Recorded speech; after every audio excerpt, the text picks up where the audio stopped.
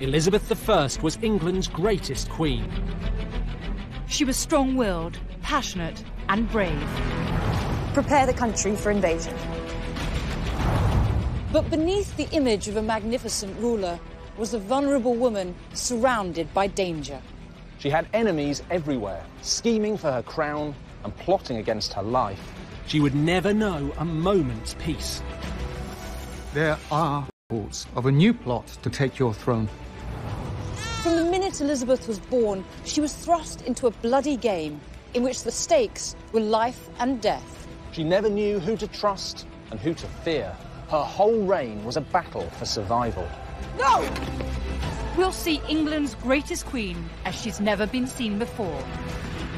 Know your place, man. We'll reveal her hopes, her fears, and the enemies who stalked her at every turn.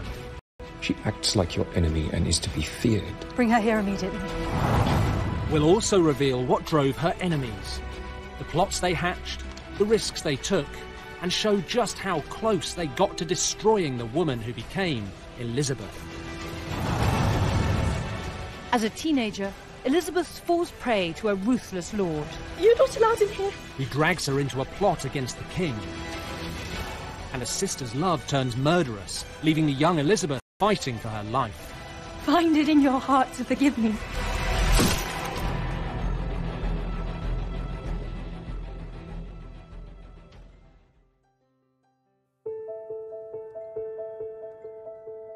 In 1603, Queen Elizabeth was dying. Her 44-year reign had been a golden age in English history. I have the body of a weak and feeble woman. But I have the heart and the stomach of a king. She had famously inspired her country to defy the King of Spain. I myself will take up arms. And she had seen off the Armada. The Spanish fleet has been thrashed. Thank God. Elizabeth survived assassination attempts. You threatened me in my own court. Rebellions. And a bloody feud with her cousin, Mary, Queen of Scots. Oh! How could she?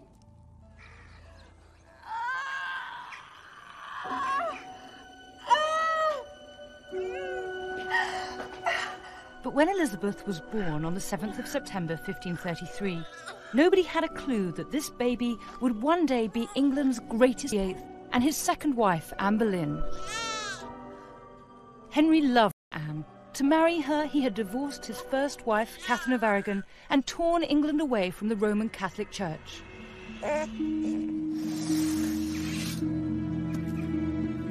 But 3 years later, Henry's love turned to murderous paranoia. Anne Boleyn was found guilty of incest and adultery and sentenced to death.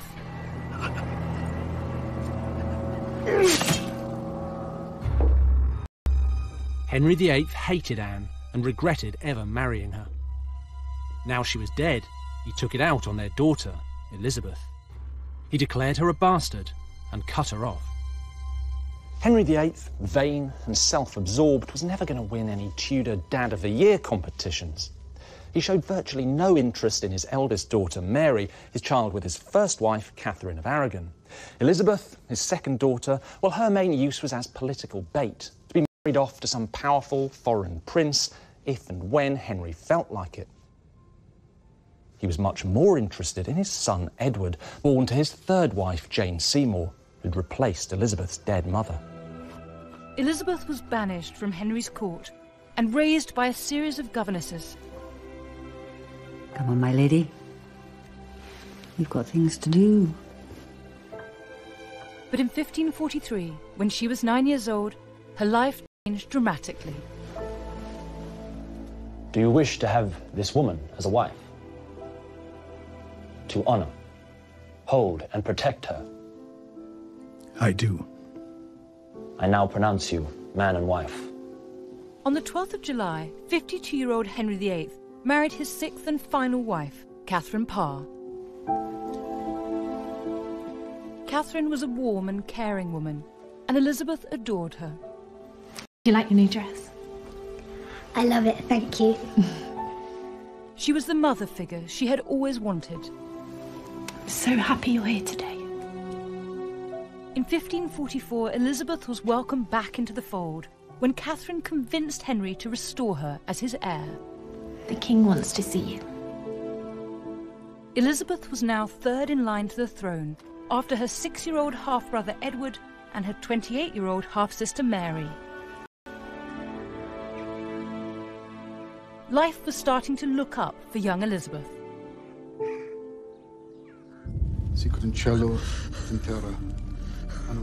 But 3 years later, on January the 28th, 1547, Henry VIII died.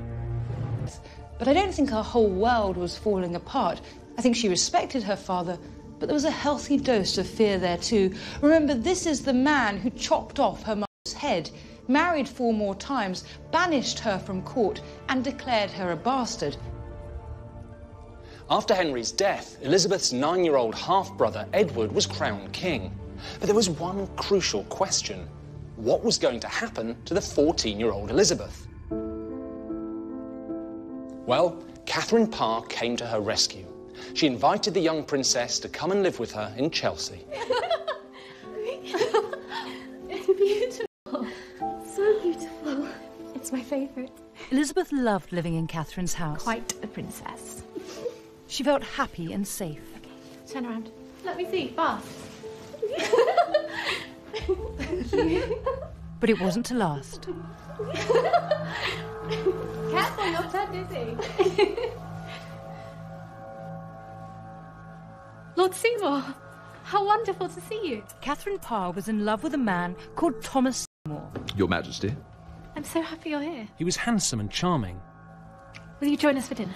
Thank you. It would be my pleasure. The most eligible bachelor in London. Within weeks of Henry VIII's death, Thomas and Catherine secretly married.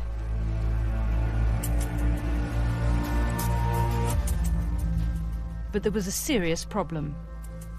Catherine adored her new husband.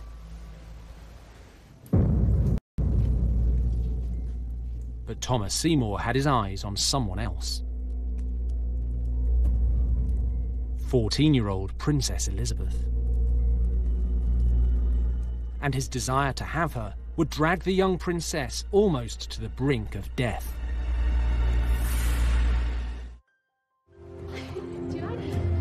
In 1547, Princess Elizabeth was living with her stepmother, Catherine Parr. Quite a princess. For the first time in her life, she felt loved and cared for, but it wasn't to last. Catherine's new husband, Thomas Seymour, had his eye on the 14-year-old princess.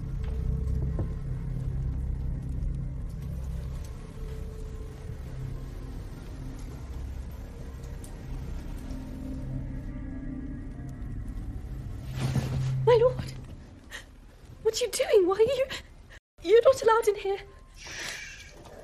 You're in the house. Don't be scared. I can't stop thinking about you.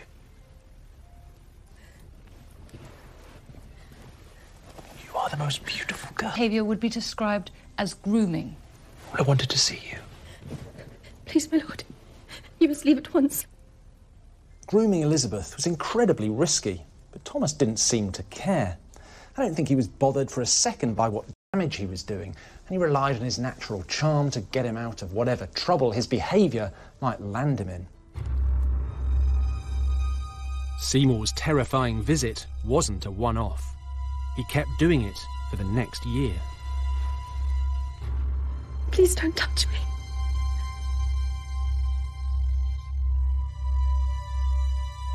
In January 1548, Catherine Parr became pregnant. She was overjoyed. But Seymour had someone else on his mind. My lord. Princess. All he wanted was Elizabeth. I am your most humble servant. No, my lord, don't. Sweet Elizabeth. Catherine had no idea what Seymour was up to. I fall at your knees and confess you have bewitched me. No, my lord, No, Thomas, you don't must... understand. I can think of nothing else but you. And I long to kiss you. Christ in heaven. Catherine. How could you? How could you? Oh, you have made an old fool of me. And you, after all that I've done, you betray me. Oh, damn you. Damn both of you. Catherine, no. Come back, please. Please, I can explain, Catherine.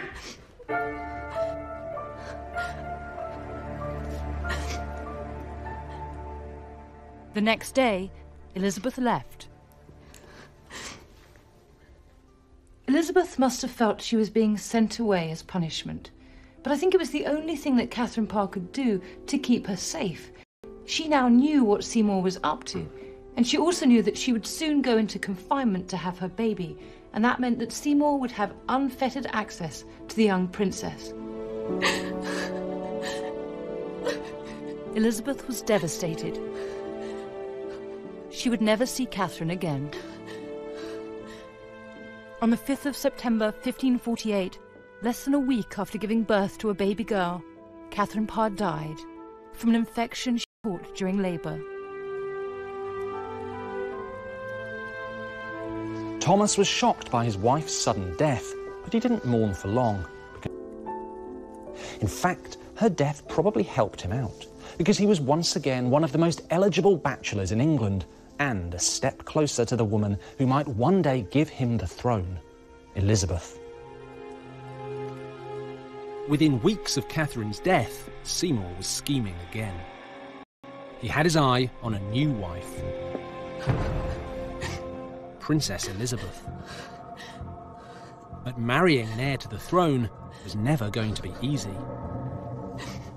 Henry VIII's will effectively banned Elizabeth and any potential suitor from discussing marriage without asking the Privy Council first, and with good reason. Elizabeth might have been slightly damaged goods, what with her bastardy and her mother having been executed as an adulteress, but she was still the old king's daughter and the new king's sister. Marrying her meant a quick route to serious power. Seymour knew the Privy Council had banned him from discussing marriage with Elizabeth, but he was desperate to find a way to get to the princess. So he hatched a plan.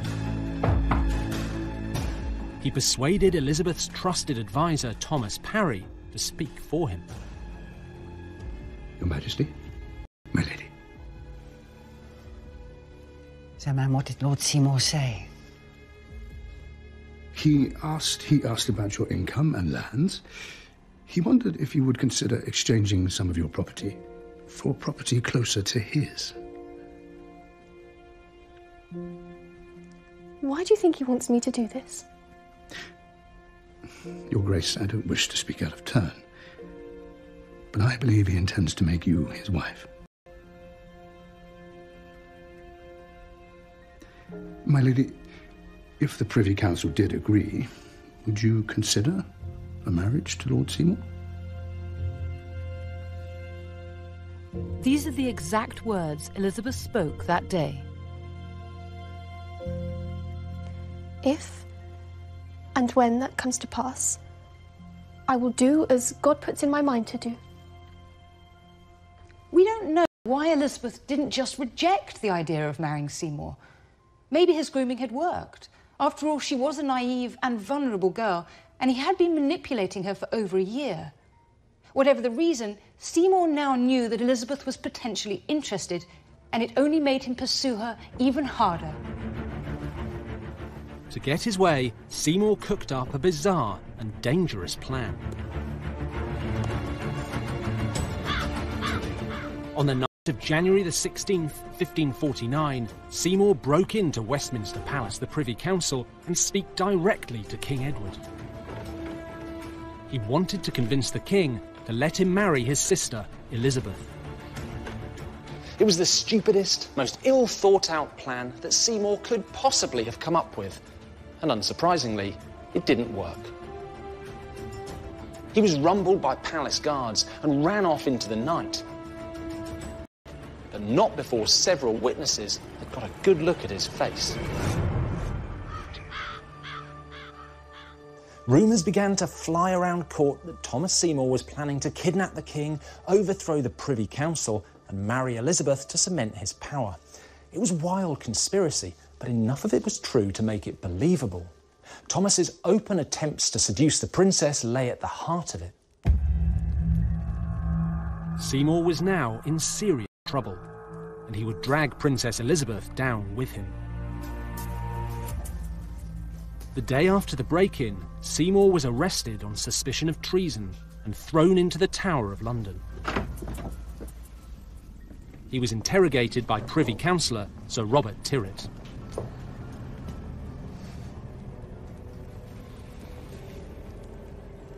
You can't keep me here. I demand to see the king immediately. When he hears of this, I will have your head. I have just left the king. He knows you're here well enough. When you answer my questions, you can leave. Please. Sit.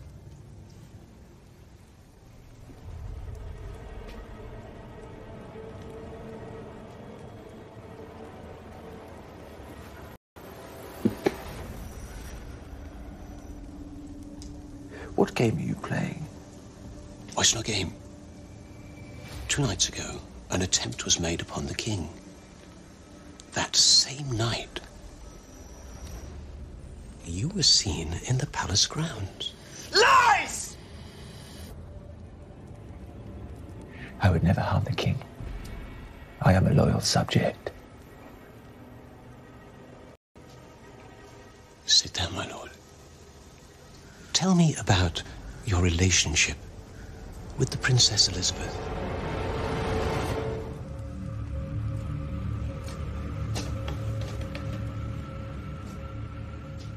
A story started to emerge that Thomas and Elizabeth were locked in a passionate affair. People believed the two lovers planned to kill King Edward, then seize the throne. Elizabeth would be queen. Thomas Seymour would... In January 1549, Sir Robert was sent to question Elizabeth. He believed she was involved in Seymour's plot. Elizabeth was now in the greatest danger of her young life. Sir Robert? Your Majesty, I have been sent by the Council and the King. Lord Thomas Seymour has been taken to the Tower. What?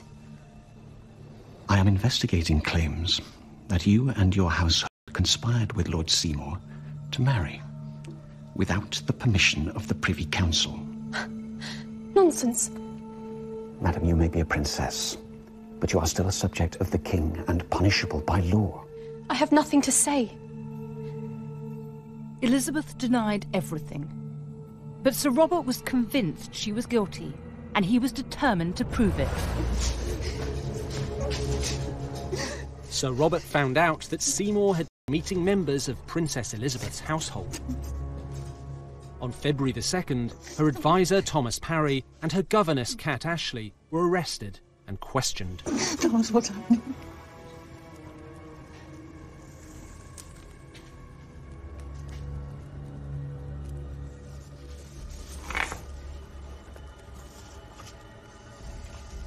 Thomas has given us his version of events.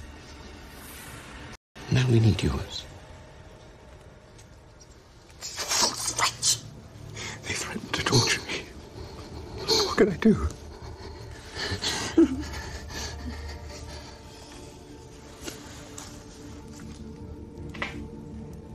Tell me about Lord Seymour and the princess. I can't tell you what I don't know. Consider your answer carefully. If your confession is full, perhaps the king will show mercy.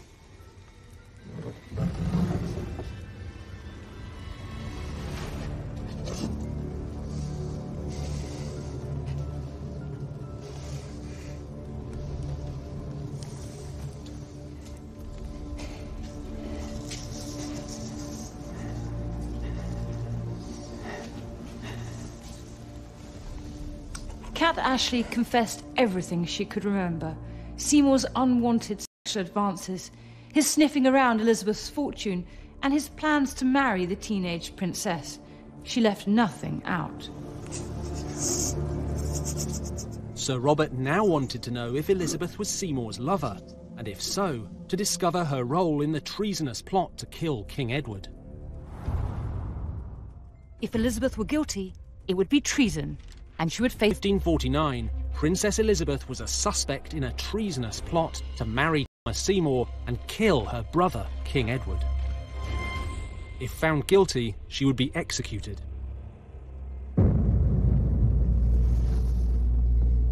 In February, Privy Councillor Sir Robert Tyrwhitt confronted Elizabeth with the evidence against her. What are these? Mistress Ashley and Thomas Parry have told us everything. The early morning romps, the touching, the secret meetings. I would advise you to do the same.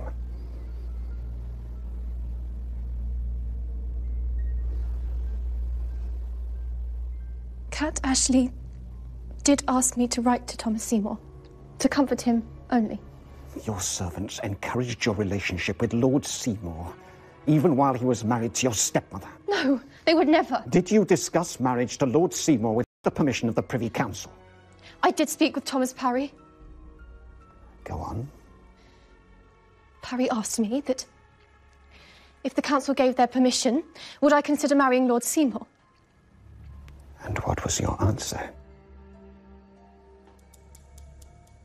I answered that the council would never consider such a marriage, and I would never go against the council's wishes. My lord, I'm innocent, and I ask that my servants be returned to me immediately.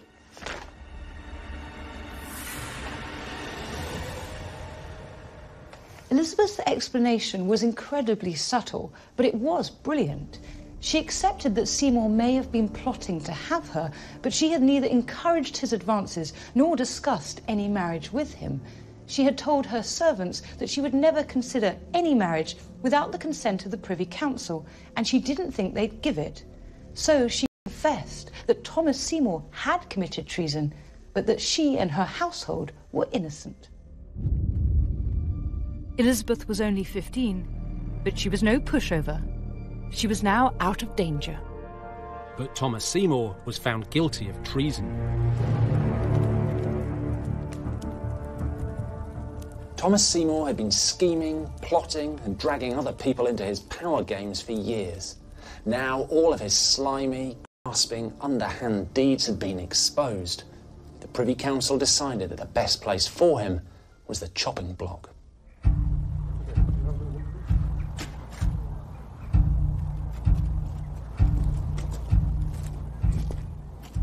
On March the 20th, 1549, Thomas... I have been brought here to suffer death. For as I was lawfully born into this world, so I must lawfully leave it. Pray to God.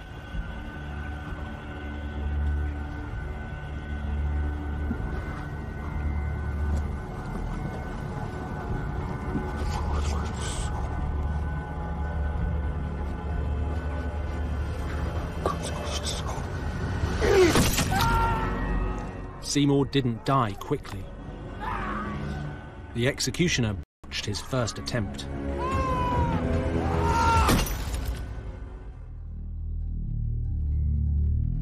This period of her life had a profound effect on the young princess. Elizabeth had never encouraged Seymour's advances, but she had been naive. She had got caught up in an ambitious man's power games, and it had nearly cost her. The experience would change Elizabeth forever. She now knew that she would always be a magnet for ruthless men. When a man came courting, he would have one eye on her and one on the throne.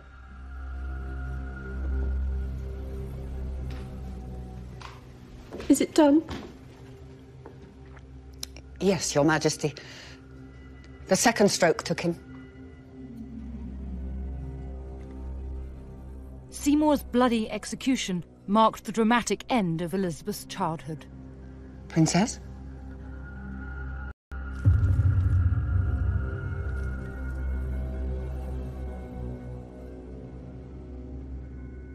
Princess? Princess? Are you ill? No. All is well.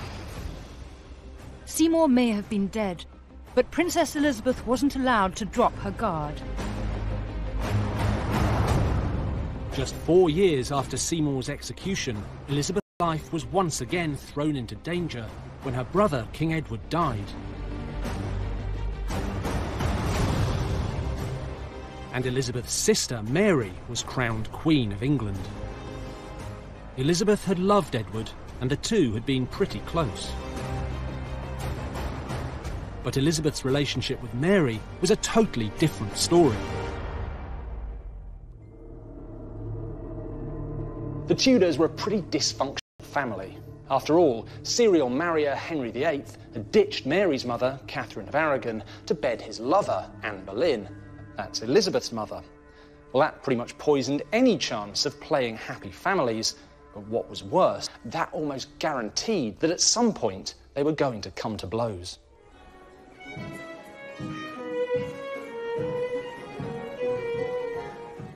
In October 1553, the bad blood between the two sisters got much worse. When Mary agreed to marry Prince Philip of Spain. Philip was a devout Catholic and the heir to a mighty Spanish empire. Mary's decision was massively unpopular, and the population of England went mad. For one very important reason. Tudor sexual politics were pretty brutal. The husband was the boss, and the wife did what she was told. That applied to everyone, even the Queen. If Mary married Philip, he would be the real ruler, and the people of England didn't want their country in the hands of some European power. But Queen Mary was determined to marry Philip and refused to give him up. This was a big mistake. In early 1554, a group of Protestant nobles cooked up a plot to overthrow Queen Mary and put her sister Elizabeth on the throne. Whether she liked it or not, Elizabeth was now the figurehead of growing unrest. Letter for the princess, milady. I'll take it. I was told to hand it to her myself.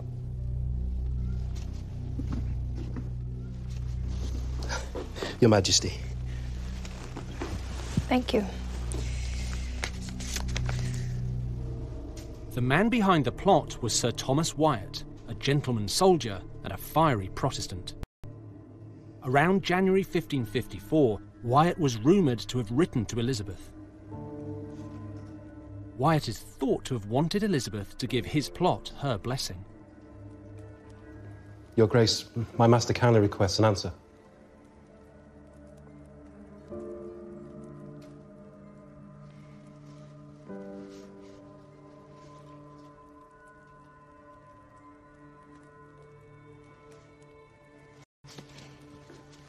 Tell him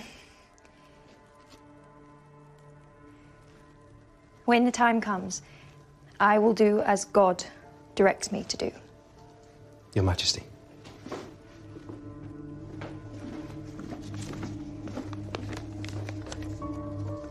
Elizabeth was now in the most dangerous position of her life. She knew that if the rebellion succeeded, she would be crowned queen, something she never expected. But agreeing to help the conspirators was an act of treason. If they failed and she was found out... No, was Mary's spies had already uncovered his plan. The Catholic bishop Stephen Gardiner was Mary's most trusted advisor. He hated the Protestant Elizabeth and was convinced she was secretly behind Wyatt's treasonous plot. Your Majesty. What is the news? Troops have been spotted in Kent. We need to get the princess to court immediately. We can't allow her to fall into the hands of the rebels. Where is she now? Hatfield, Your Grace. Your Majesty, there are rumours she's planning on running to Donington Castle to meet Wyatt. If she makes it there, every Protestant in the country will rise up against you. Her character is just what I always believed it to be.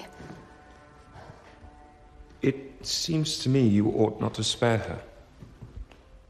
While she is alive, there will always be plots to raise her to the throne. My sister. Madam, She acts like your enemy and is to be feared. It is publicly known she's guilty. For your security, you must punish her. If you don't, you'll never be safe.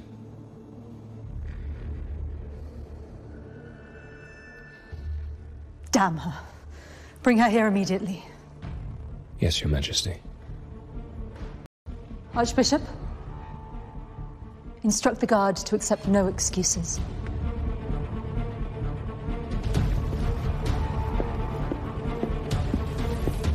Elizabeth now knew that she was in serious trouble, and she desperately wanted to avoid going to London. But she could hardly say no to a royal summons, so she dragged her heels all the way. It took her 11 days to make the 23-mile journey.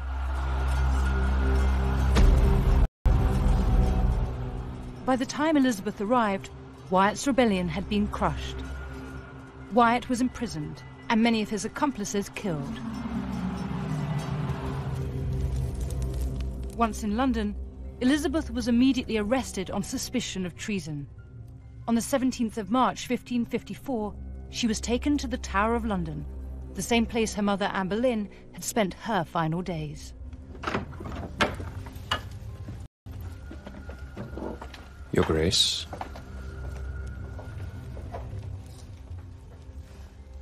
I want to see the Queen. Let me speak with her. The Queen will not see you. Why am I being kept prisoner? You caused rebellion, madam. Noble blood has been spilt. Confess. May God damn me for eternity if I ever played a part in the treason against the Queen. You refuse to speak truthfully. It is suspected of me. Nothing can be proved. If I am guilty, bring me to trial. Present your proof.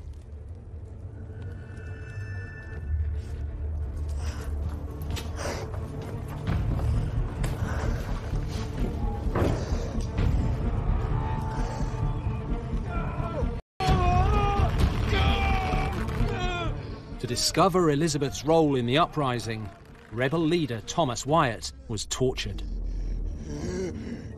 Did the Princess Elizabeth know of your rebellion? No! No! I swear! I swear! As God is my witness! Mercy! Please! I tell you, the Princess wasn't privy to my uprising.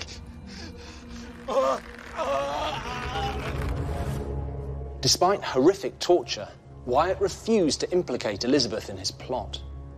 Days later, on April the 11th, he stood on the scaffold on Tower Hill and publicly proclaimed Elizabeth to be innocent. Then he was hanged, drawn, and quartered. Bishop Gardiner must have been furious. He had failed to prove Elizabeth was behind Wyatt's plot.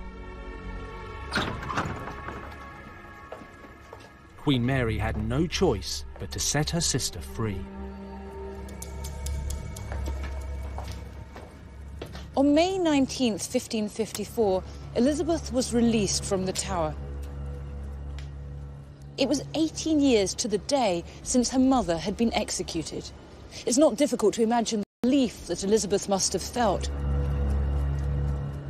Elizabeth had dodged the executioner's blade this time, but now she knew her sister and Bishop Gardiner were actively looking for an excuse to send her to her death.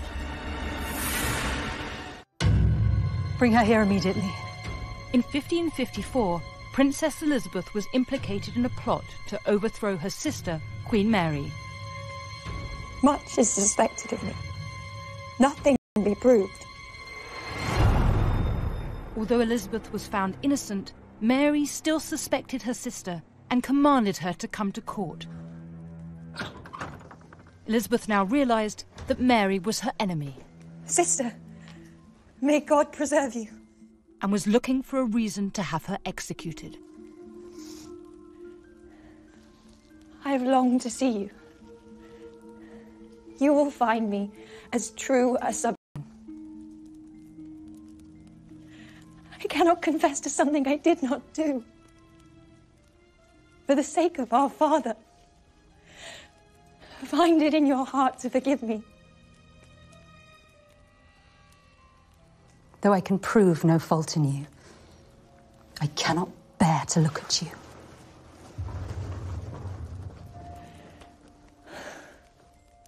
Elizabeth was exhausted, ill, terrified for her life. And Mary was about to become even more powerful.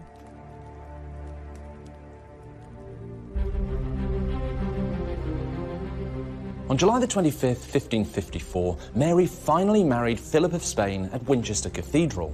England was now allied to the most powerful Catholic nation in Europe. Mary fell head over heels in love. Why not? She'd clearly been starved of affection as a child, and reports said she was acting like a love-struck teenager. Philip wasn't as keen. After all, Mary wasn't exactly a looker, but he did his duty, and in November 1554, 4 months after the wedding, Mary declared that she was pregnant. He kicked. He kicked. Here, feel. There. Can you feel? Yes, Your Grace. Queen Mary was convinced her unborn baby was a boy.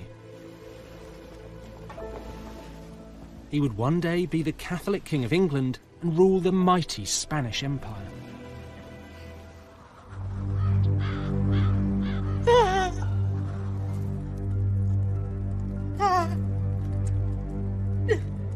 But Mary was deluded.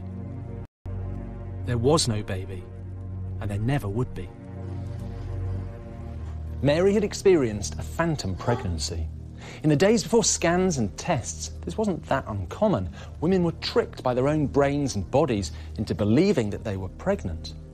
Mary was distraught, but this didn't just happen once. 3 years later, she believed she was pregnant again.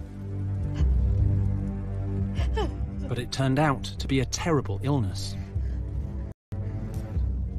Historians now think Mary was suffering from ovarian cancer.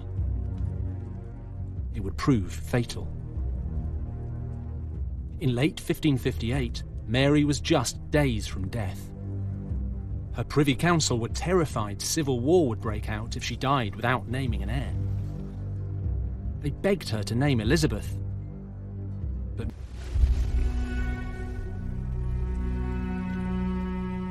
in the early hours of November the 17th, 1558, Queen Mary's 5-year reign ended.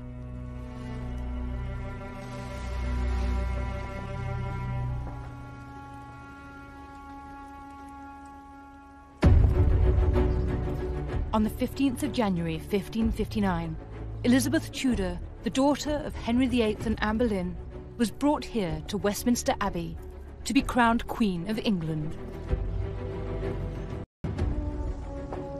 The 25-year-old Elizabeth walked through these doors towards the altar on a carpet of blue linen. Inside the abbey were thousands of people, all staring at her, mesmerised. For many of the nobles gathered, this was the first time they'd seen her, the princess no one thought would reign over them. Elizabeth was then led up onto the stage, where a bishop proclaimed her queen. And when he asked the congregation if they would accept her as their sovereign, they replied enthusiastically, "Yay, yay!" Elizabeth had survived so much in order to get here. Ruthless men manipulating her in order to feed their ambition for power. Influential Catholic enemies who wanted her dead. And finally, her own sister, who had tried to destroy Elizabeth in a frenzy of paranoia. Elizabeth was now Queen of England. But her troubles were only just beginning. My lords, make way for Her Majesty Elizabeth, Queen of England, Wales and Ireland.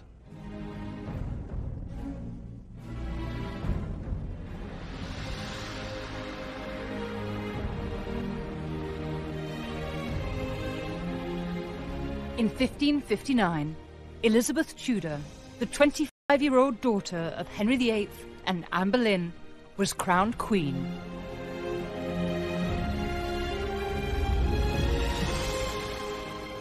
But Elizabeth's path to power had been one long battle. Her mother had been beheaded. Her father declared her a bastard. And her sister Mary imprisoned her in the Tower. I cannot bear to look at you. Elizabeth had survived. She could never drop her guard. As the young queen began her reign, bloody war was raging across Europe. Protestants and Catholics were tearing each other apart in the name of God. And the new Protestant Queen Elizabeth, high-profile Protestant monarch in Europe, and her country was surrounded by powerful Catholic neighbours. Members of your parliament wish to speak with you. Her ministers believed there was one way for Elizabeth to make herself safe. Forge an alliance by marrying a Protestant king and give England an heir. Your Majesty, I have a petition from your government. We believe it would be best for you and your entire realm if you were to choose a husband. I would be perfectly content if one day a marble tombstone declares that a queen lived and died a virgin. I am already bound unto a husband, which is the Kingdom of England. You can see why her ministers were so worked up. Saying she was married to the country sounded fantastic, but it was just words. But your Majesty... I assure you I will deal with your request in convenient time. This realm shall not remain destitute of an heir. But love is usually the offspring of leisure, and I am so busy with my duties I cannot even think of love. Yes, your Majesty. If that is all, good day, sir. Good day, sir. The Queen had a very good reason for not wanting to wed. Elizabeth knew that marrying would immediately reduce her power, as her husband would take over. She wanted to be a real queen, not a queen in name only. Elizabeth's reluctance to marry and produce an heir was understandable, but it left a huge problem. Who would rule if she were suddenly to die? Power-hungry nobles started to circle, each desperate to be named her heir. The most dangerous of them all was Elizabeth's beautiful and ambitious 18-year-old Catholic cousin, Mary, Queen of Scots. Mary was the only child of King James V of Scotland and his French wife Mary of Guise. When she was just 6 days old, her father died, and Mary became queen. At the age of 5, she was sent to live in France, where she eventually married the future king, but when he died, she returned to Scotland to reclaim her throne there. Once on the Scottish throne, Mary turned her eye to a far bigger prize. She wanted to be named Elizabeth's heir. Now, Mary and Elizabeth were both descended from the first Tudor king, Henry VII, so Mary had a pretty good claim, and she knew it. In 1561, she sent an ambassador to Elizabeth asking to be named as heir. Elizabeth's rejection would have terrible consequences that would last over 20 years. So why did Elizabeth refuse to name Mary as her heir? After all, she was family, and her claim was a strong one. Well, it all came down to religion. Elizabeth was a Protestant, Mary a Catholic. That meant if Elizabeth named Mary as her heir, England would return to Catholicism, and Protestants across the land would be persecuted. Nobody, least of all Elizabeth, wanted that. But Mary was utterly outraged by Elizabeth's brush-off. She believed adamantly that she should be named the Queen's heir. If Elizabeth wouldn't give the crown freely, Mary swore to take it by force. In 1561, Mary, Queen of Scots, issued Queen Elizabeth with a brutal warning. Unless she was named Elizabeth's heir, she would marry a European Catholic prince and take the English throne by force. Elizabeth and her ever-faithful advisor, William Cecil, were horrified by Mary's threats. How dare she? I will regard any such marriage as a hostile act. We stop her. Your Majesty, I, like you, am concerned, but I see no clear answer, except Go on. You, yourself, take a husband. And with time, produce a son, an heir. That would be the answer to all our prayers. Cecil, you are as bad as the damn politicians. Your Majesty, consider... Silence!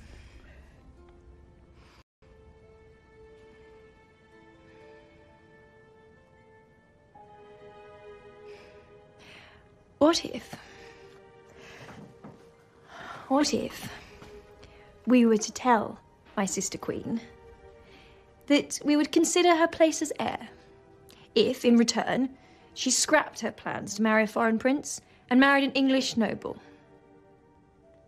Would you make such an offer? I may. Your Majesty.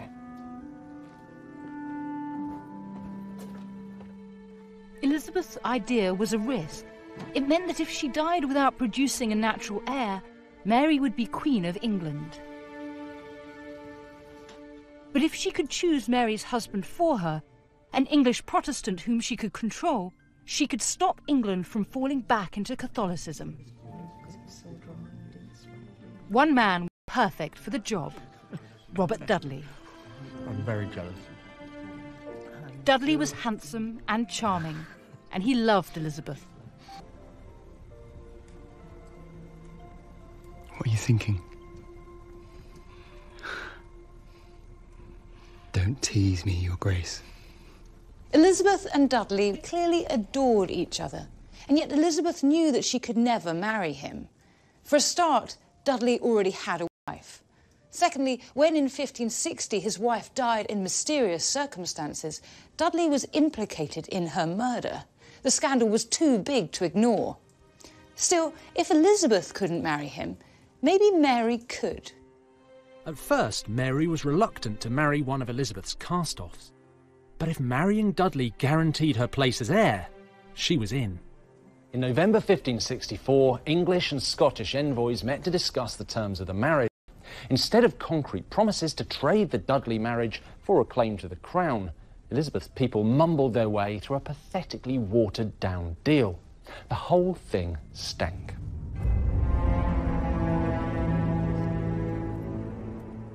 When Scottish ambassadors told Mary that Elizabeth refused to guarantee her place as heir, she was furious.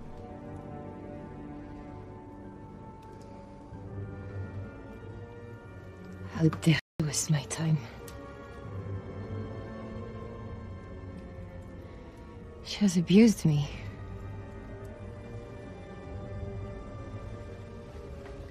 This is a mistake. It will be her loss. I will not trust her from this day forward. Mary felt totally betrayed. She swore to find her own husband, and together they'd snatch Elizabeth's crown.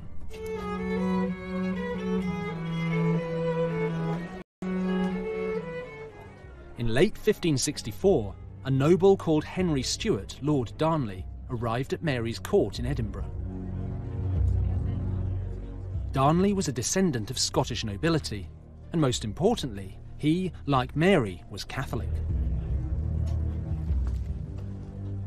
Your Majesty, My lord, you are most welcome at court. would you do me the great honour of dancing with me?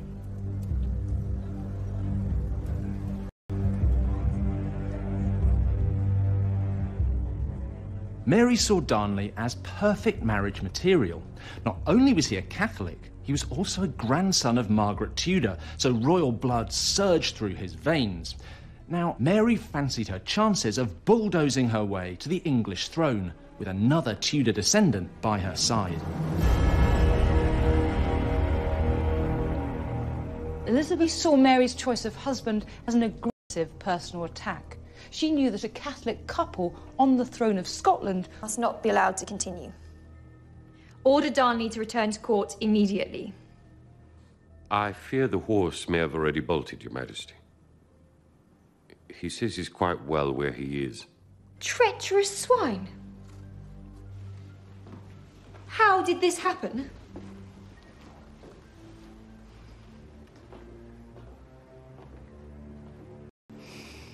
Send an envoy to Scotland. Tell my cousin she can have her pick of any English nobleman. If she refuses, all goodwill and kindness ends immediately. Yes, Your Majesty. But Mary refused to trust Elizabeth again. On July the 29th, 1565, she married Darnley. The Catholic royal couple were passionately in love, and now a credible alternative to Elizabeth's Protestant rule. And they were just north of her border. In August 1565, Elizabeth was given the bad news. Madam, the Scottish Queen has married Lord Darnley. My cousin forgets herself. She's now no more than my worst enemy. How could she? Your Majesty, rumour has it she has named Darnley king. No!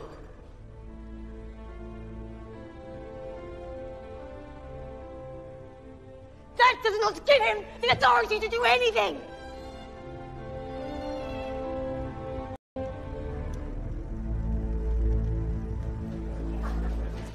Fortunately for Elizabeth, Mary's marital bliss didn't last long.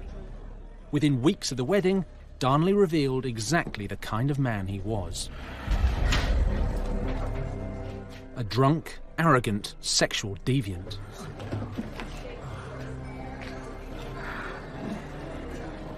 Mary had made a terrible mistake, but it was too late. Queen Mary was already pregnant. On June the 19th, 1566, Mary went into labour.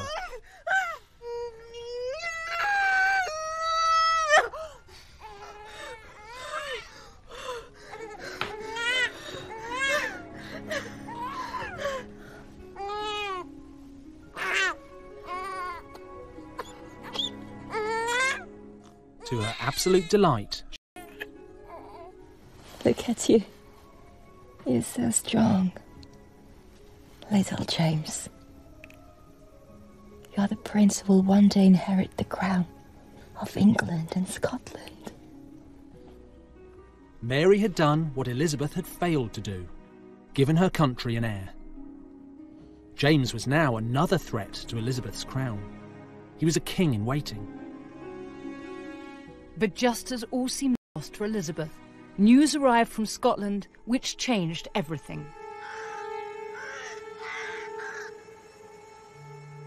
On the 10th of February 1567, Darnley's body was found in an orchard in Edinburgh. He'd been strangled. It didn't take long for the name of his murderer to be revealed.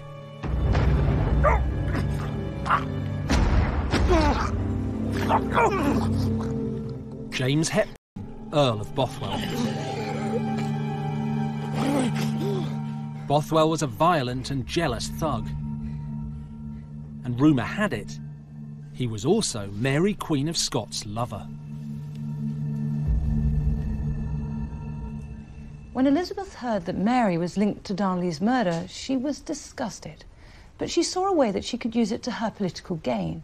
She wrote her cousin a letter. This is a copy of the actual letter, and it begins, "My ears are so deafened, and my understanding so grieved, and my heart so affrighted by this horrible news of the abominable murder of your late husband and my killed cousin." And further down she says, "I exhort you, and I counsel you, and I beseech you to take this thing so much to heart that you will not fear to touch even the closest to you if it concerns him." Elizabeth is telling Mary that she needs to bring Bothwell to justice if she wants the world to think that she is innocent of the crime. Elizabeth is warning her that this is going to be incredibly damaging to her honour and reputation, and that she needs to act carefully if she doesn't want to fall from the rank of royalty. Elizabeth sounds concerned, but I wonder if there wasn't a part of her that wasn't enjoying every minute of this. Mary denied any part in Darnley's murder, but nobody believed her. On April the 24th, 1567, Mary and Bothwell were forced to run to Dunbar Castle in East Lothian. At first, people believed Mary had been abducted.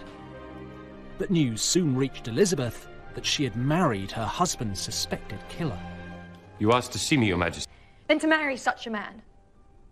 A man charged with the murder of her own husband. Scotland is a quagmire. It is said she has given Bothwell more land and titles than she ever gave her husband. No friend in the world would like this marriage.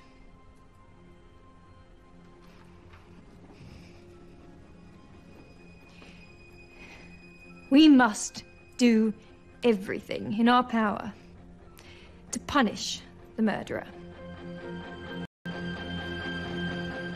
Elizabeth was now determined to bring Bothwell and her murderous cousin Mary to justice, once and for all. In April 1567, 34-year-old Queen Elizabeth was still unmarried. Her cousin, Mary Queen of Scots, had recently wed for the third time to Lord Bothwell, the man accused of murdering Mary's second husband. Mary's increasingly bizarre marriages were starting to make Elizabeth's decision to stay single look pretty sensible. Scottish nobles were outraged at Darnley's murder, and they put troops in the streets to bring the killers to justice.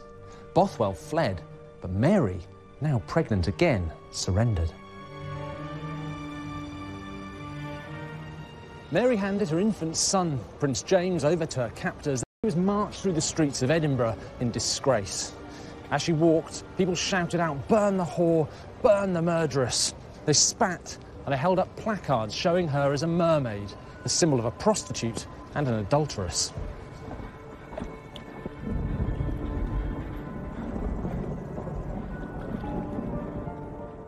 On June the 17th, 1567, Mary was imprisoned here at the remote Loch Leven Castle in Kinross, Perthshire. Mary being locked up sounds like the sort of thing that Elizabeth would have loved. After all, her cousin had been sniffing around her throne for years. Having a rival and an enemy like that kept quiet would have surely been a good thing. But there was a problem. Mary was a queen, and to Elizabeth that really mattered. Because if Scottish nobles had dared to lock up Mary, what was to stop English nobles doing the same to Elizabeth? But despite her concern, Elizabeth refused to rescue her fellow queen. She knew if she did, it could start a vicious war with Scotland. Mary soon fell seriously ill.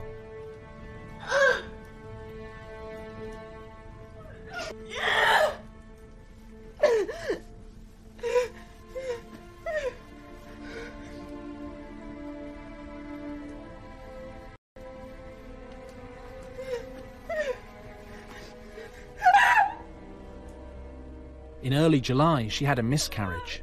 She'd been carrying twins.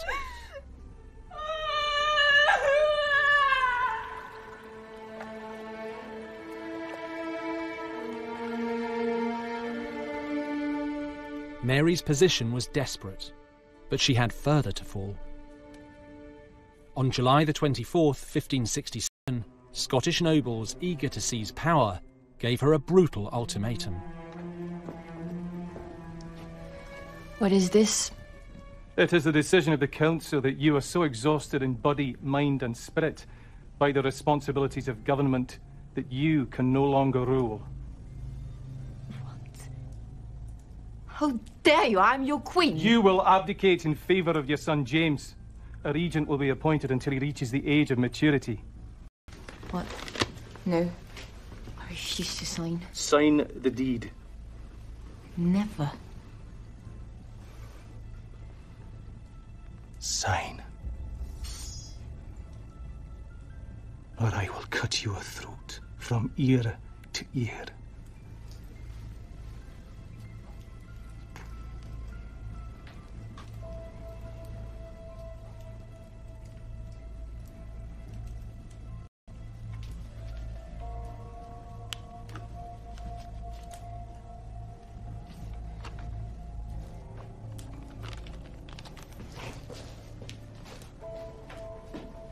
When God sets me free, I will not abide by this, for this was done against my will.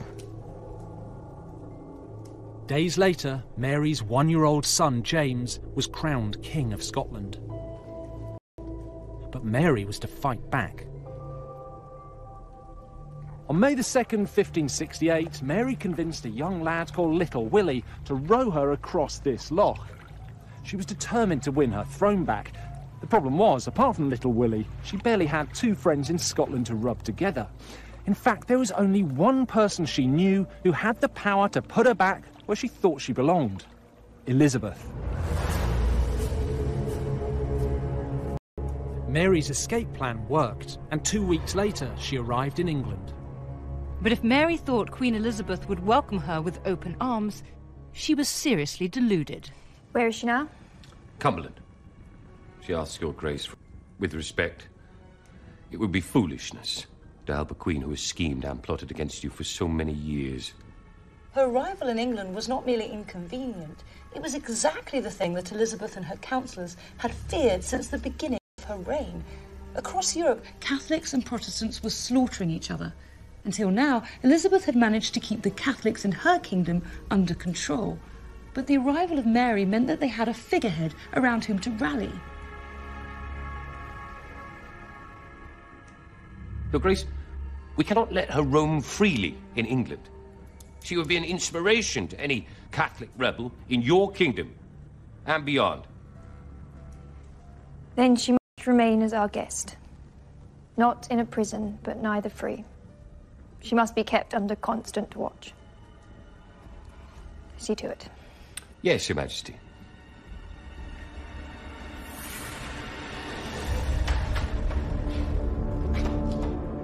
Mary was immediately arrested and held in Carlisle Castle.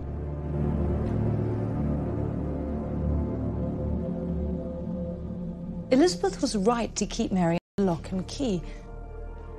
A full-scale Catholic rebellion was about to explode. And the man behind that rebellion was Elizabeth's most formidable enemy yet. None other than the leader of the Catholic Church himself, Pope Pius V. Pius V might have been God's representative on earth and the head of the church, but he wasn't really into peace and love and all of that Christian stuff. In fact, he hated the heretic Elizabeth and he wanted her dead. On the 25th of February 1570, Pius issued this, a papal bull of excommunication. That's an official letter from the Vatican casting Elizabeth out of the church forever. And he doesn't pull his punches. He starts off by describing her as the pretended Queen of England, a slave of wickedness. Not a very polite way of starting a letter to anyone, but this isn't just insults. He goes on to say, we do declare her to be deprived of her pretended title to the kingdom and of all dominion, dignity and privilege whatsoever. And that's very important, because this is a licence for any foreign king or prince to invade England, kick Elizabeth off the throne and maybe even kill her. And there's more. He goes on to say that the nobility, subjects and people of England are absolved from their oath, duty, dominion, allegiance and obedience, and that anyone who disobeys him in this, we do irritate with the like sentence of anathema. Translation, people of England, if you obey your queen, you're going straight to hell. Central to his plan was Mary, Queen of Scots. He wanted to overthrow Elizabeth and put Catholic Mary on the throne of England. The Pope's declaration meant that every Catholic in the country was now a potential enemy to Elizabeth. Cecil desperately needed his queen to see the terrible danger that she was in. Your Majesty, we ignore this threat at your peril. I do not want my subjects to be mistreated or questioned in matters of faith, as long as they obey the laws of this realm. I refuse to make windows into the souls of men. With respect, this is a mistake! All known Catholics should be brought in for questioning. If found guilty of treason, they should be punished! No, Cecil! That is not the answer! Leave! Cecil had every right to be terrified. There were Catholics throughout the land.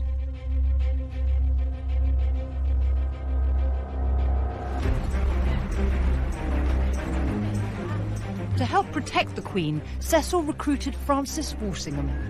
Walsingham was a devout Protestant and fiercely loyal to Elizabeth. He became her chief spy. Walsingham made Mary the #1 enemy of the state. He wanted her dead. But there was no proof that Mary had been involved in the Pope's plot to overthrow Elizabeth and put Mary on the throne. And without evidence, it would be impossible to persuade Elizabeth to execute her fellow queen. Cecil and Walsingham couldn't kill Mary, but they could break her. As the weeks turned to months and the months to years, conditions in Mary's cell deteriorated. Elizabeth knew that conditions in Mary's prison were worsening by the day, and I think on a personal level this would have greatly troubled her. But she also knew that her life and England's future hung by a thread, so she tolerated Cecil's slow throttling of Mary's freedom. By 1586, Mary had been in prison for 18 years. She was desperate to escape. That summer, her chance finally came. A letter was smuggled into Mary's prison. It was sent by a Catholic noble, Anthony Babington. These are his exact words. My dear sovereign and queen, unto whom I owe all fidelity and obedience. I am horrified by the terrible conditions you have been kept in. The removal of your royal person from your home, Elizabeth. We undertake to deliver you from the hands of your enemy and to kill the heretic queen. There are 6 noble gentlemen, all my private friends, who for the sake of the Catholic cause and your Majesty's service will kill Queen Elizabeth. Babington wanted Mary to give his plot her blessing. Freeing was a huge risk. If she was caught, it meant the executioner's block. On the other hand, what did she have left to lose? Mary thought about Babington's proposal for over a week. Eventually, she made up her mind. Mary dictated her response to her secretary. When the affairs are prepared and your forces are ready, then it will be time to set the 6 gentlemen to work.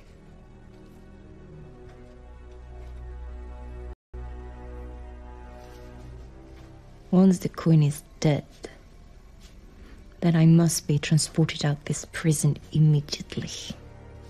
The reply was written in secret code and smuggled out of the castle in a beer barrel. The plot to murder Elizabeth was on, and Catholic assassins moved in for the kill.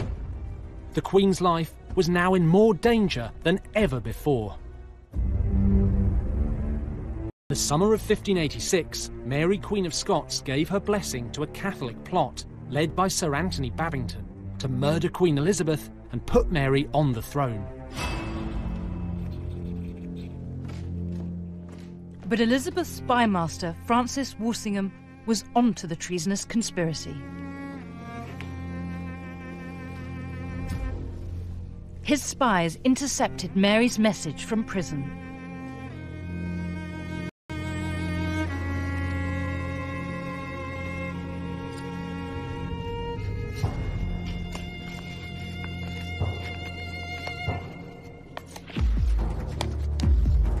Walsingham now had proof that Mary was plotting to overthrow Elizabeth.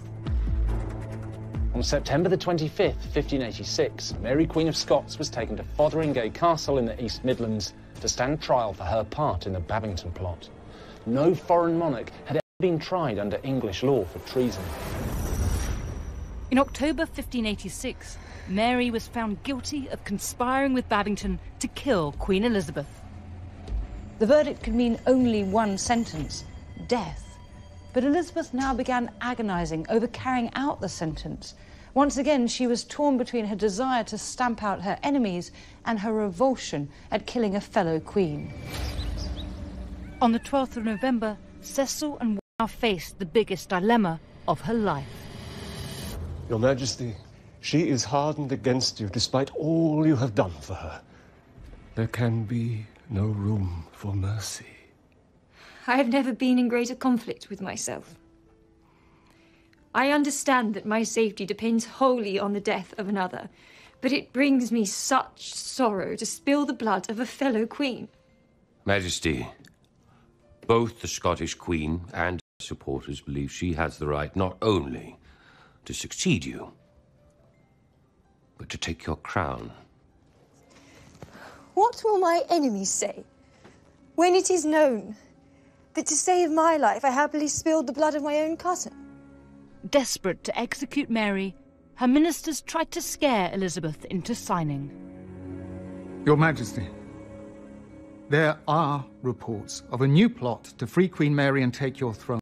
Rumours are Spanish soldiers are amassing on the Welsh borders.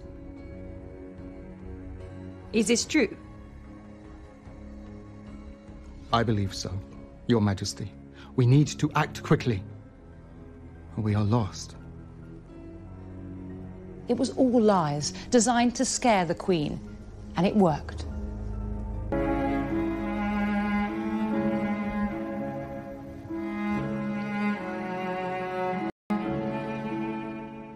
On the 1st of February, 1587, after months of stalling, Elizabeth finally asked for Mary's death warrant.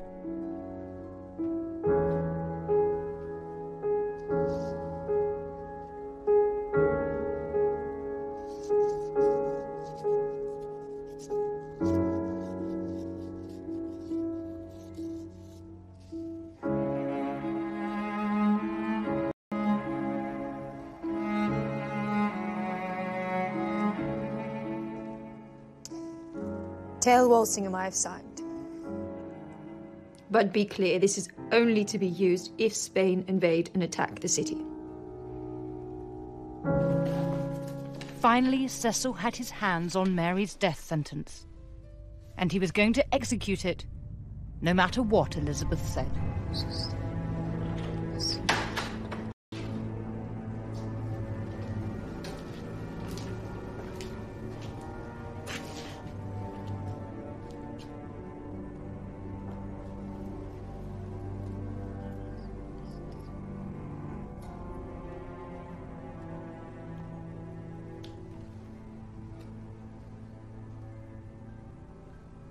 I did not think that a queen would consider.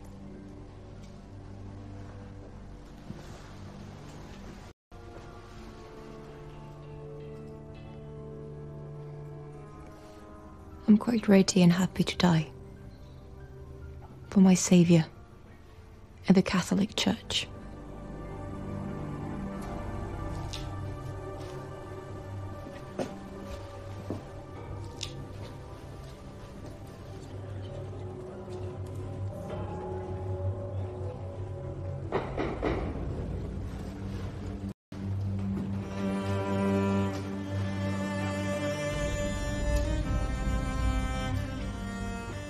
On February the 8th, 1587, after 19 years in prison, Mary Queen of Scots was brought before her executioner at Fotheringay Castle in Northamptonshire.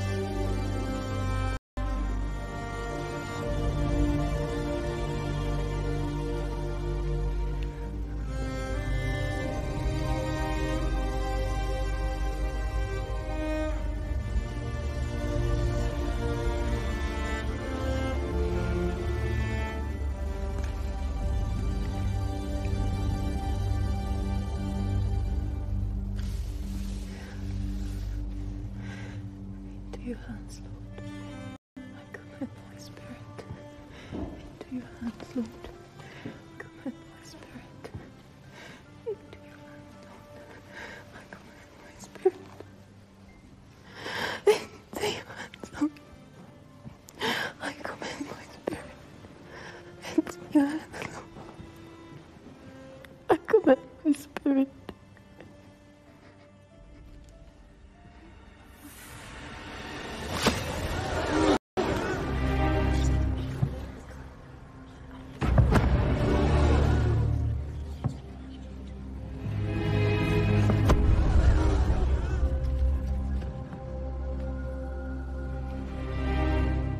It took the executioner 3 swings to remove Mary's head. Cecil had executed Mary, she flew into a violent rage. How dare you! I have sent my secretary to the Tower. You are lucky not to follow. Your Majesty, I beg to lie before your feet in the hope of soaking up your mercy. You are a traitor, a false dissembler, a wicked wretch. This death will wring my heart for the rest of my life. I cannot bear to look at you. Get out of my sight. Get out!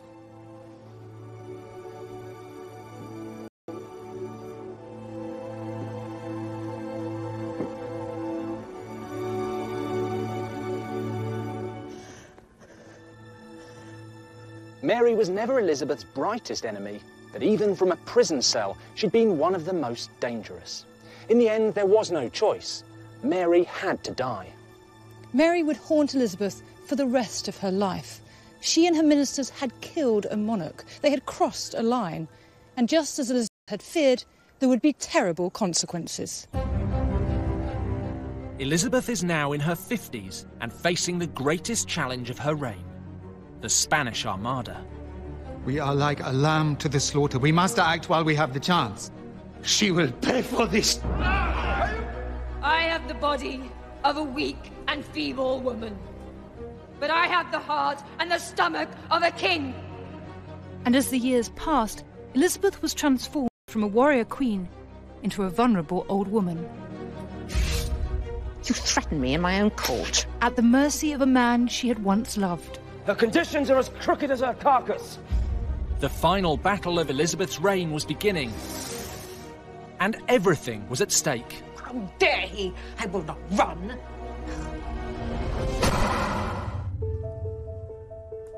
In 1585, Elizabeth was 52 years old.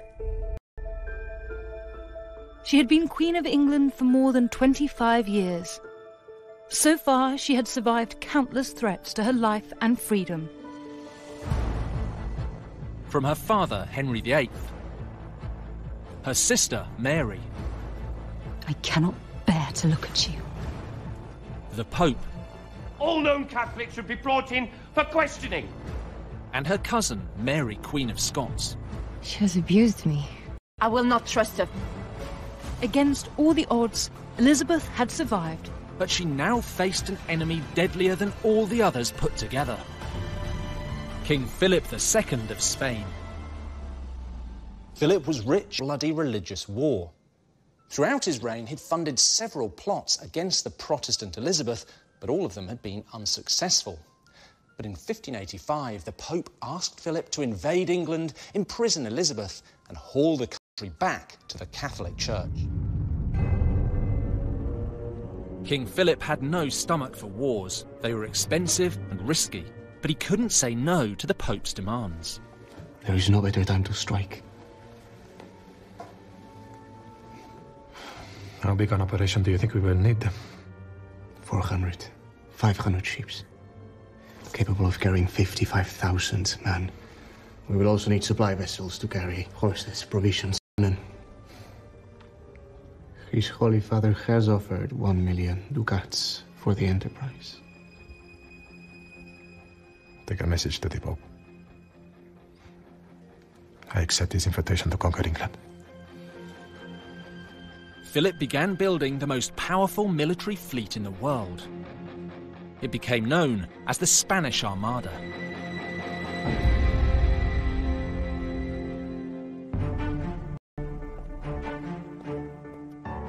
So how did Philip plan to invade? At the Queen's house in Greenwich, there are charts drawn up in 1590. So here's Philip's master plan. He was going to use his 130 warships, that's what we call the Armada, to engage the English fleet. Now, while that was happening, another 300 smaller boats would ferry 26,000 Spanish troops from here in the Netherlands to here on the south coast of England.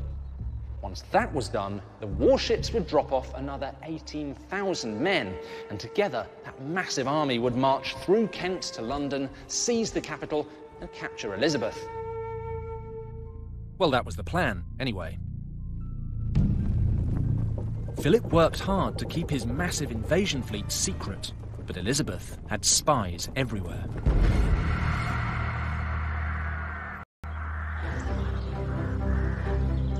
In February 1587, intelligence reports reached Elizabeth's chief spy, Sir Francis Walsingham, and advisor William Cecil.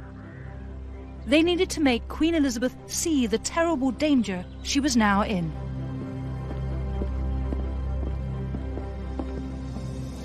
Madam. Your Majesty. What's wrong? You both look like you've seen a ghost. Madam. Spit it out. Every dry dock in Spain is working day and night building ships. 300 have been counted. 70,000 men have been recruited from across Italy, Spain, and Portugal. King Philip means to invade. Elizabeth must have been terrified. England was no match for the mighty Spanish Empire. She had a much smaller navy and no national army on standby. Elizabeth must have known that if Philip managed to land, England would be easily overrun and she would be killed. We are like a lamb to the slaughter. We must act while we have the chance. That would be an act of war. Should we sit and wait for them to strike first? Our inaction will be seen as weakness. My lord, I think you forget yourself. There is no hope of peace. Your Majesty, it appears he has the support of the Pope. I see. The longer we wait, the more dangerous the situation becomes. How must we proceed? Sir Francis Drake has offered to lead a squadron of warships to harass the Spanish war effort. He could buy us precious time. This was a very real dilemma for Elizabeth. If she allowed Drake to attack Philip's fleet, she risked starting a war. But if she did nothing, she risked losing her kingdom and her head. On the 5th of March 1587, Elizabeth gave Francis Drake permission to attack Philip's fleet. England was now at war with the most powerful empire on earth. If the plan failed, the country would be brought to its knees, and Elizabeth would not survive. In 1587, Queen Elizabeth gave permission. On the 20th of April, 1587, Drake's squadron of 23 ships sailed into the Spanish port of Cadiz, the main supply base for Philip's invasion fleet, and there started to wreak utter devastation. Drake and his men sunk or burnt 30 ships and plundered thousands of tons of supplies.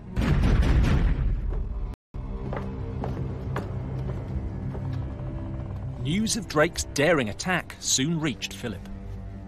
How did this happen? The English sailed into port under Dutch flags. Our men had no warning. How dare she? She will pay for this! Philip now had no choice but to delay the invasion until his fleet could be repaired.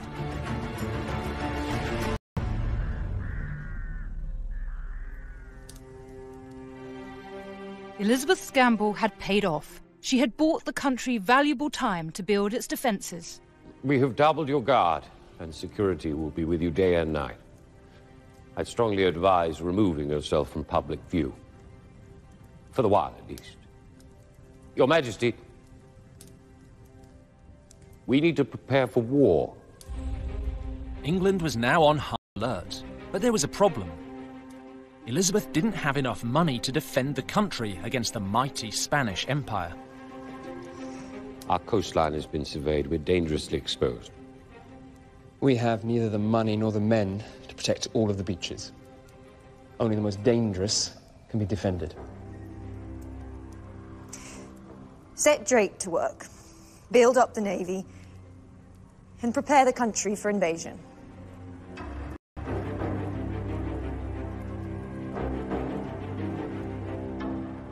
Elizabeth and her commanders assembled around 34 warships. But they were desperately short of trained men, ammunition and gunpowder. They would be no match for Philip's invasion fleet.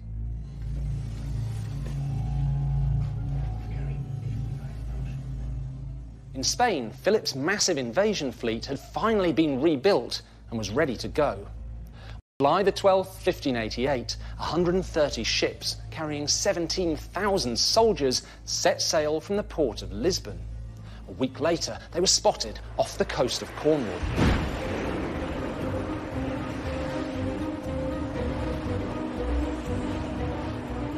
On the 29th of July, the English fleet sailed out of Plymouth to face Philip's armada.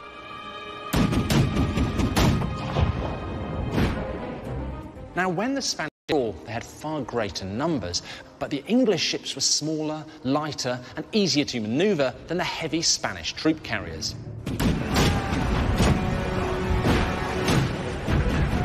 For the next 12 days, the English and Spanish fleets pounded each other. Against all the odds, the English fleet got the upper hand. The Armada was defeated. All in all, the Spanish lost 15,000 men and 60 of their 130 warships. The English didn't lose a single ship to the enemy. On the 18th of August, unaware that the Armada was being blown north, Elizabeth went to rally her troops. She travelled to Tilbury in Essex, where many of her soldiers were stationed, and it was there that she delivered one of the greatest speeches of all time.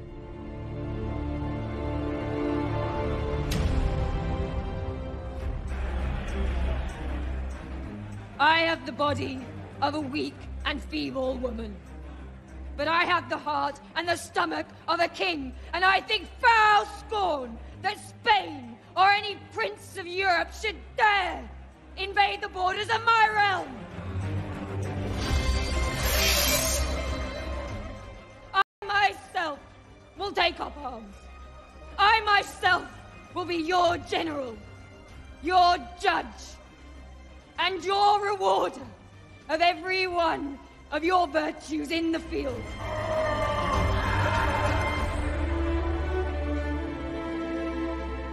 Elizabeth had beaten the most powerful empire in the world.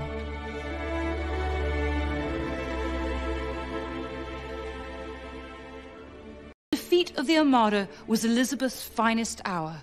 She had never been so loved nor so popular. Elizabeth and her subjects saw the victory as a sign that God was on their side. They were the chosen people, and Elizabeth and the Protestant cause clearly had God's backing.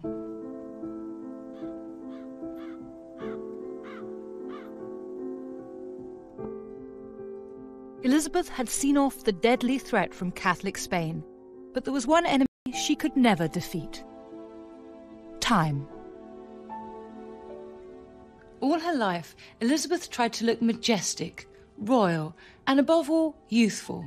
She used white lead makeup on her skin to make it pale and attractive.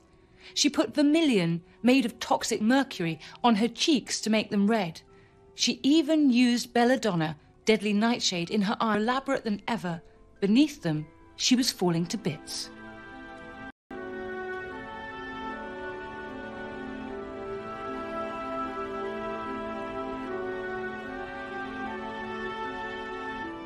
Elizabeth's court was also decaying. Her trusted advisors were either dead or dying. William Cecil was in his 60s, riddled with gout and desperate to retire. Your Majesty.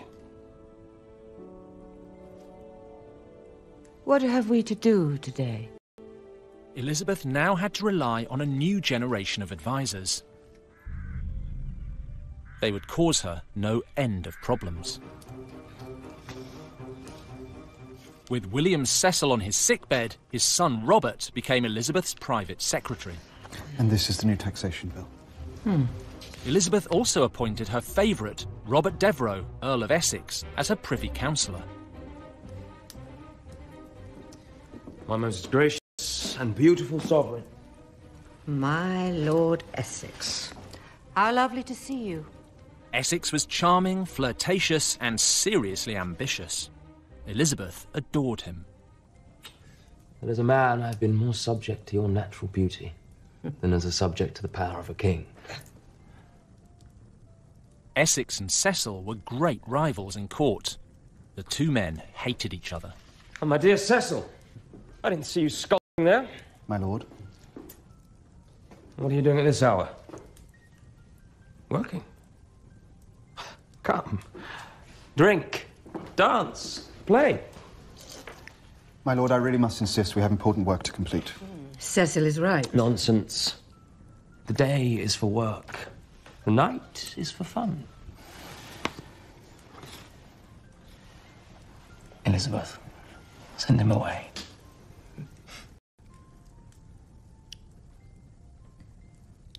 Cecil, let us finish this in the morning. Your Majesty, we really need It can wait. Yes, Your Majesty. Essex was notoriously spoilt, but he made Elizabeth feel young again. Come, dance. We have no music. Dance with me. Elizabeth may have been the Virgin Queen, but she had always had a weakness for handsome young men.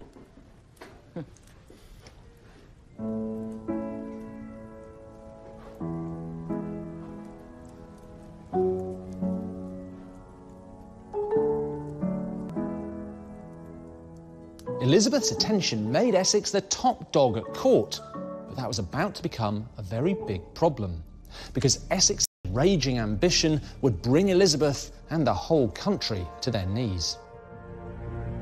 In July 1598, a Catholic rebellion sprung up in Ireland. Elizabeth needed someone to stamp out the uprising, and quick. Who do we have who has experience? Elizabeth's young advisors, Essex and Robert Cecil, had very different ideas about who should be sent. Sir William Knollys would be perfect for the role. Your Majesty, it may suit Cecil and his supporters to have my uncle stranded in Ireland, but it does not suit me. Essex believed Cecil was trying to undermine him by sending his uncle and most important ally to Ireland. My lord, you are mistaken. I chose Sir William for his diplomatic skills, no ulterior motive. Liar! You just wish to weaken my position in court, and I will not stand for it! Enough! I will have no more outbursts. Cecil is right. Send Sir William to Ireland. Majesty, I do protest. You can protest all you like. I've made my decision.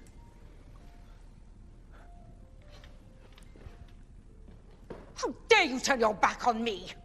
You will not dismiss yourself in my presence. You threaten me in my own court.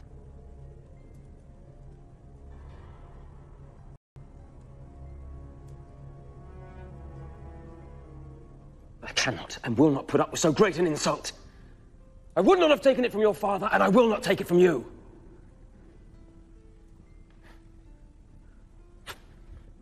Get back! Get back here! Her conditions are as crooked as her carcass. Essex's words must have stung Elizabeth. She had believed he loved and cared for her. But it was all lies. She had been made to look like an old fool. Essex had shown himself a threat to Elizabeth's authority. But before long, he would do more than threaten her. He would try to seize her power in a bloody coup. We fight to the death! Are you with me? Are you with me? In July 1598, Elizabeth's favourite, Lord Essex, turned his queen.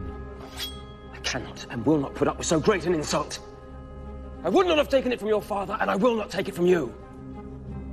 Essex scuttled off to his estates in Wanstead, and believing he had done no wrong, he waited for an apology. Continued, but in August 1598, the Queen received two terrible pieces of news.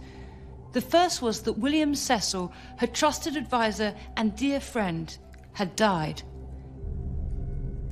The second, a report that the rebellion in Ireland had escalated, and the rebel leader, Hugh O'Neill, Earl of Tyrone, had ambushed a garrison of English troops, killing over 2,000 men.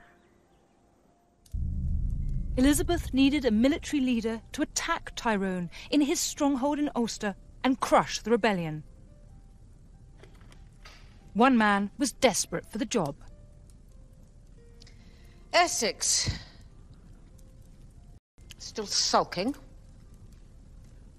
Your Majesty, I've come to offer you my services. I have no need of what you offer. I warned you, time and time again. If you continue to misbehave, my patience would turn to fury. Your Majesty, allow me to prove my loyalty. Send me to Ireland. And you are qualified. I have the trust and respect of your soldiers. I've commanded your forces before and won great triumph. Essex saw this as his chance to get back into Elizabeth's good books. My queen, I promise, send me, and I will defeat your enemies and bring you the head of the traitor Tyrone. Very well. Go to Ireland and bring that rude and barbarous nation to heel. Majesty. And Essex, do not make me regret my decision.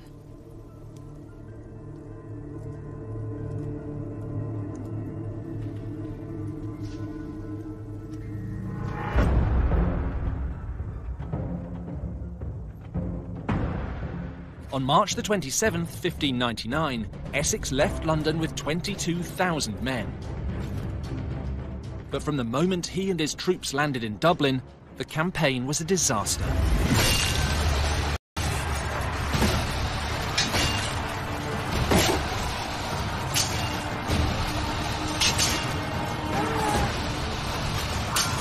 The Irish rebels fought a fierce guerrilla war.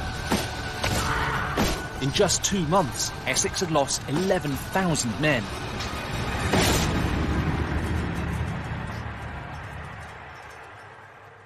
Those who survived were so demoralised they refused to attack Ulster, Tyrone's stronghold. This army is nothing more than a rag bag of raw recruits with no fighting experience. Where? They take any advantage they are offered and fight in the woods and bogs, but our horses are useless. If Her Majesty does not grant me the means to do my job, I hope she does not expect a great result.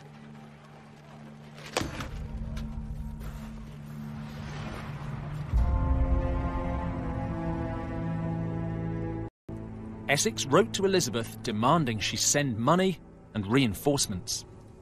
We are badly served. He has no reason to whine. He has everything he asked for. More, even, than was agreed upon before he went. I expect him to attack Tyrone immediately.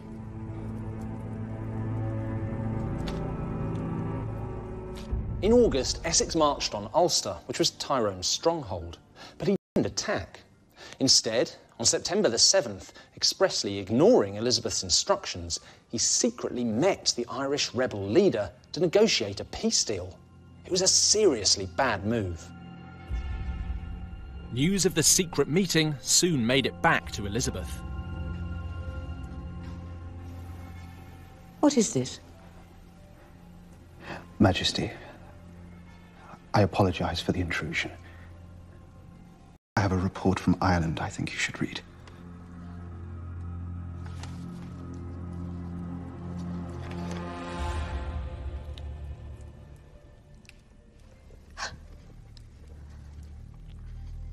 Is this true?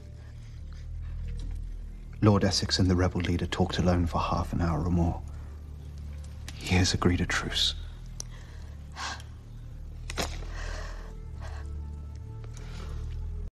He has betrayed me.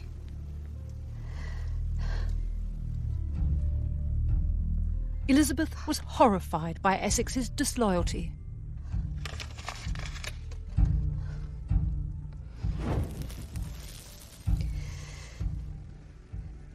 This is an act of treason. Take a message immediately. To trust the traitor Tyrone on oath is to trust a devil on his religion. whatever arrangement he has made with him, unless he yields to having English forces planted in Ireland, then this is a hollow peace.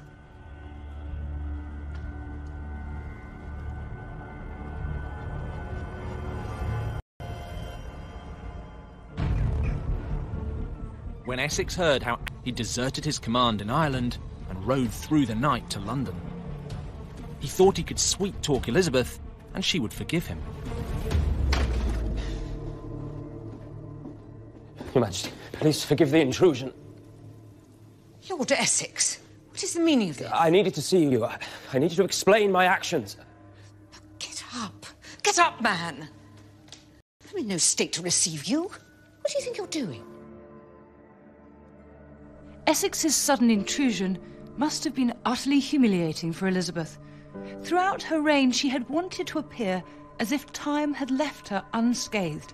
And here she was, caught without her wig and without her makeup. Her smallpox scars, her age spots, and her wrinkles were all clearly on show. We'll talk later. Let me dress. Your Majesty. Go.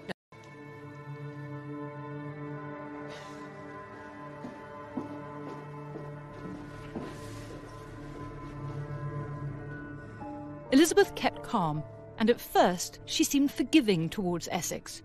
But her mood quickly darkened. Later that same day, Elizabeth summoned Lord Essex to court to explain himself. Why did you desert your post in Ireland? My most dear sovereign, members of your council are poisoning your ear to me. Do you deny that you disobeyed my orders? You left London so confident that all would be well. But now we are in a greater mess than ever before. Majesty. Silence! You did not attack Ulster. You frittered away money and time, and then dared make peace with that traitor Tyrone against my express orders. And then you had the audacity to burst into my bedroom. I humbly beseech your Majesty, I am the saddest soul on earth.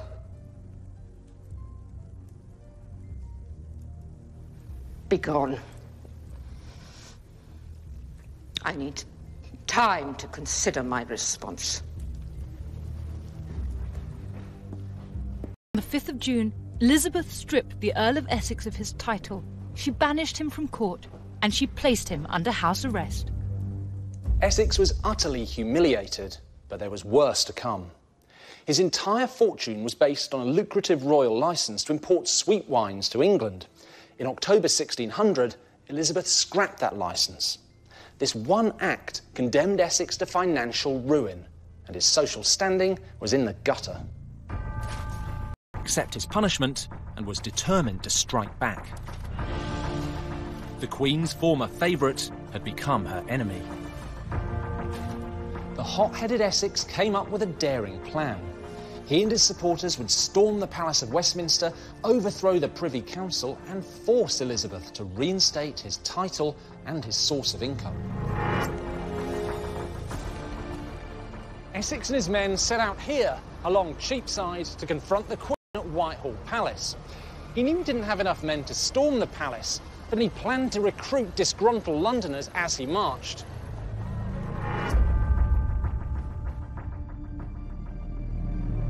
This was the first time in her 42 years as Queen that Elizabeth had been in personal danger in her own capital city.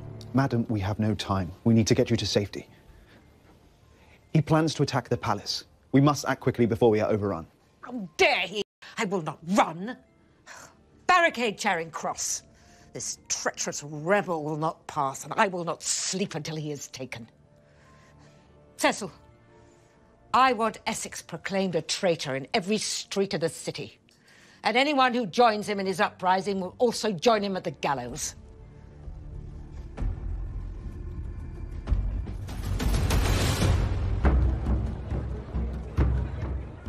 In the city, Essex and his men shouted slogans, hoping to draw others to their cause.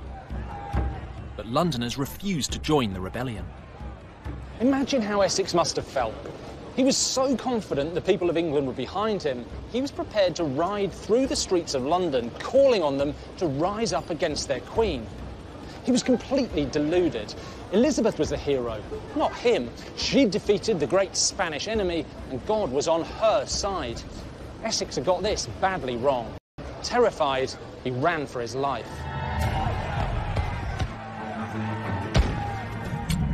Essex and his supporters made it back to his house on the Strand, but Elizabeth's troops soon had him surrounded.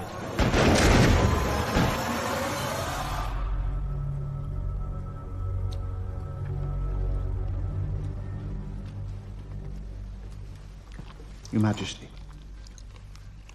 we have Essex and his rebels cornered. He won't escape.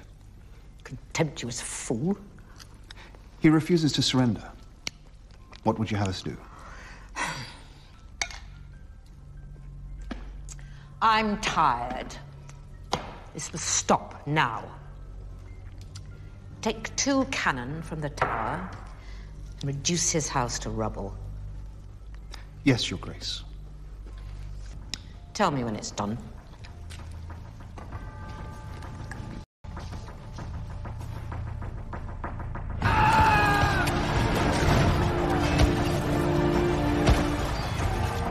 Cannons! Cannons! When Essex saw the cannon being wheeled into position, he knew the game was up.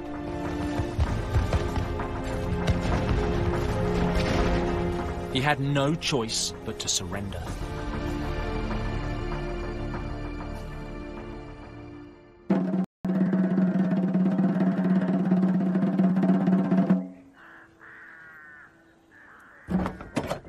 On the morning of February the 25th, 1601, Essex was taken to the Tower of London. He'd been tried, found guilty of high treason, and sentenced to death.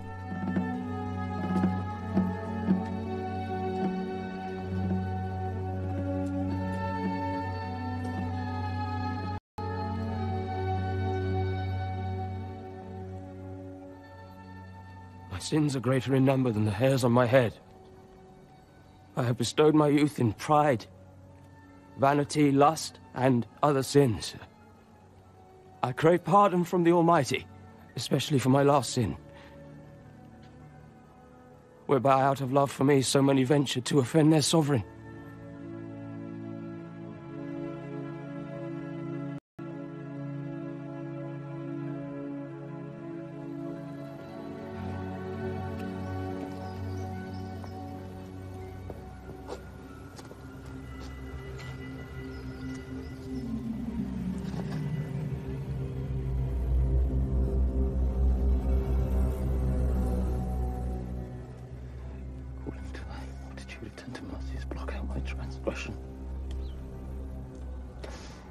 Strike home, executioner!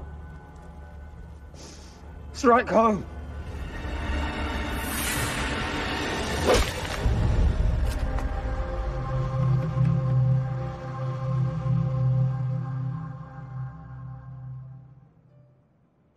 Strangely, of all the enemies that came after Elizabeth in her long reign, the battles she fought to survive, no one got closer to her than the arrogant, reckless Essex.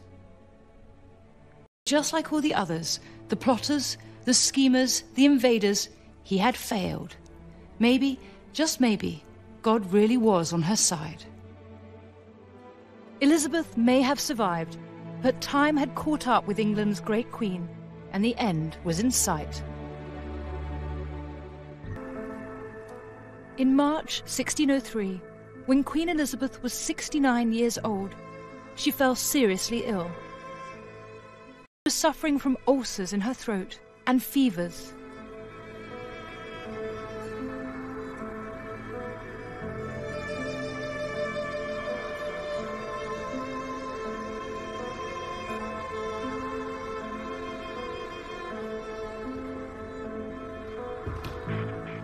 For 11 days, she sat on her bedroom floor, refusing to get into bed. Your Majesty.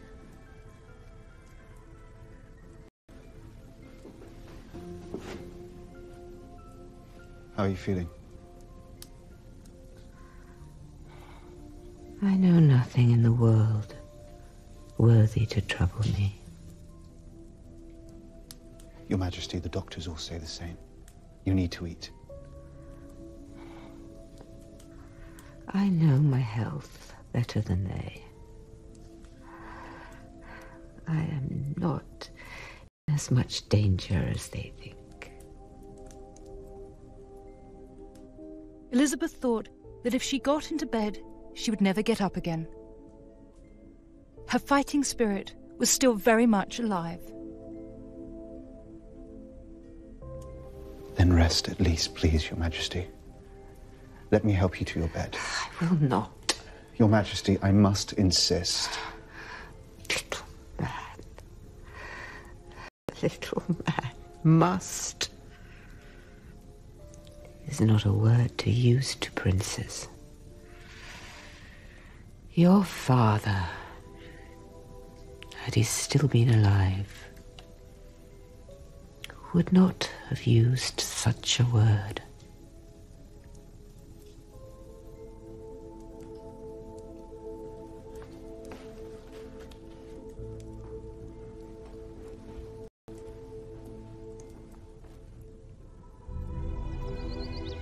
On the 22nd of March, Elizabeth was finally persuaded to rest. It was clear that the end was near.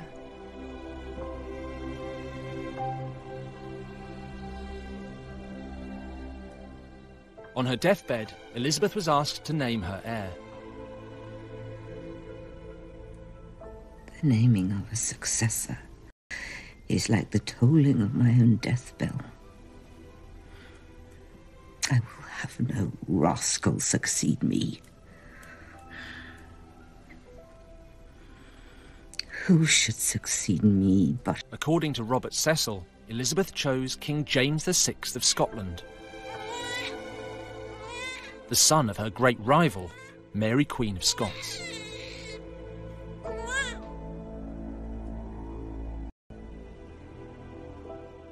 At around 3 a.m. on the 24th of March 1603, Queen Elizabeth died. She was 69 years old.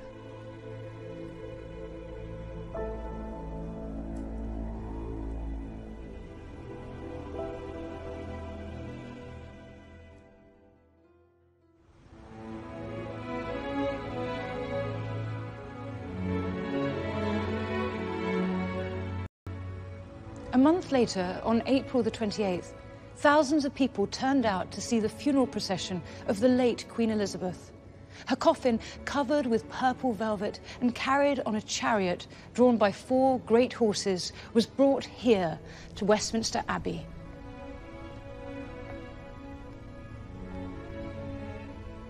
The streets were lined with mourners, all eager to pay their respect to the woman who, once young and vulnerable, had, over the more than 44 years of her reign, become England's greatest queen. Even in death, Elizabeth cannot escape her enemies. She shares her tomb with one of her greatest opponents, her half-sister, Mary I. It was hoped that the two sisters would finally make peace in the afterlife.